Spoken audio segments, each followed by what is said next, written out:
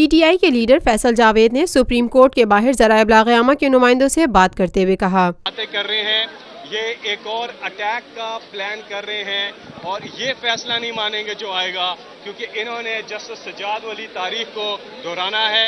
इनकी तारीख रही है, इन्होंने प्रेसिडेंट हाउस पे हमला किया हुआ है, इन्होंने सुप्रीम कोर्ट पर हमला किया हुआ है, तो ये अपनी तारीख से, अपनी आदत से मजबूर हैं। फैसल जावेद का मजीद कहना था, हम लोग बड़े पुरुमीद हैं, हम एक्साइटेड हैं, हम जो जितने भी नौजवान हैं वो भी बहुत ज़्यादा एक्साइटेड हैं और हमें रात भर हम सोए नहीं, इसलिए कि एक्साइटमेंट बढ़ गई है और इंशाल्लाह आप देखेंगे कि पाकिस्तान की तकदीर बदलेगी।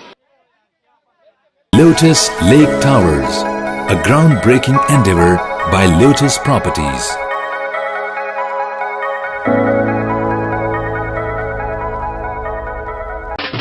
देसी खानों के मतवाले हो जाएं तैयार। पाकिस्तान का सबसे बड़ा बुफे वीकेंड आ गया है।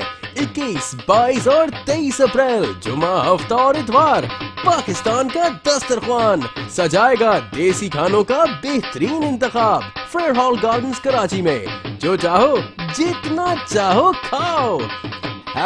#PKDKHI